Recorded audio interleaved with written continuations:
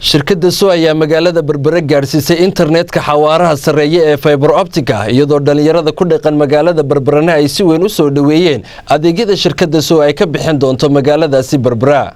magaalada Berbera ayaa laga isticmaalayaa internetka shirkadda soo gasho iyadoo shirkaduna gaarsiisay xadhiga fiber optic ee khadka internetka awoodda badan. Xamse Cabdilaahi Caydiid Gaxnug oo ah madaxa suuqgeynta shirkadda soo ayaa faahfaahin ka bixiyay horumarka ay ku soo kordhinayaan magaalada Berbera iyo adeegyada shirkadda soo ay gaarsiisay magaaladaasi. hadaladiisina waxa ka mid ahaa macaamiisha cusub ee magaalada Berbera waxaan ugu bushaareynaya ama bulshooyinka magaalada Berbera in shirkadda soo ay u diyaarisay marka uu keentay adeegii internetka ee xawaarihiisu dheereynaya fiber optic ee muddada dheer ay sugayeen.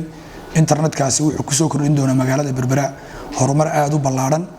shirkaduna ay ku soo kordhin doontaa iyagoo wax weyn uu ka tari doono internetkaasi baahidii ay u qabeen xagga internetka haddii ganacsatada yihiin dhammaan xarumaha ganacsiga ama goobaha ganacsiga. waxaan u diyaarinay internet aad xawaarihiisu dheereynayo oo jiibona kaasoo faa'iido badan u yeelanaya arrimahooda ganacsi oo ku xidhi doona dunida inteeda kale. sidoo kale goobaha waxbarasho ee ka jira waxaan u diyaarinay kana internet xawaarihiisu dheereynayo.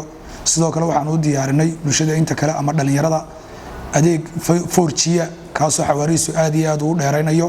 runtii shirkaddu xitaa qayb laxaad waxay ka qaadan doontaa shaqo abuurka oo xarun bay ka furanaysaa shaqaalaha bartaasay ka qaadan doontaa reer Berbera insha Allah. dhalinyarada ardayda shaqaalaha dawladda iyo hay'adaha iyo waxgaradka ku dhaqan magaalada Berbera ayaa dhankooda soo dhaweeyay kana hadlay faa'iidada ay ku soo kordhin karto shirkadda soo gasho magaalada Berbera ee dhinaca internetka iyo baahiyaha ay u qabeen internet xawaarihiisu sareeyo. hadaladoodina waxa ka mid ahaa ummadayda ugu jirtaa publishkeeda ugu jirtaa annagu haddaan shacabka nahay mar kasta waxaan door bidinaa shirkadii ee speedkeedu sareeyo. annaga waxaan xukuumad wax kooda xukumaan ma jiraan. dadka internetka aadka u isticmaala ay kala kulmi jireen dhibaatooyin shirkaddu markaa baahidaas inay ka soo jawaabtay waanaan soo dhaweynaynaa gacmo furan. soo gasho shirkadda Som Cable door muhiim ah ayuu ka qaatay tabinta wararka kala duwan ee gobolka Saaxil. shirkadda keentay Som Cable aween wuxuu noo fududeeyay adeega isku xirka adeega ka dhaca internetka dhexdiisa adeegii kale haday noqoto social media wixii uu noo fududeeyay. soo aad baan soo dhaweyn way wax badan u fududeynaya maxay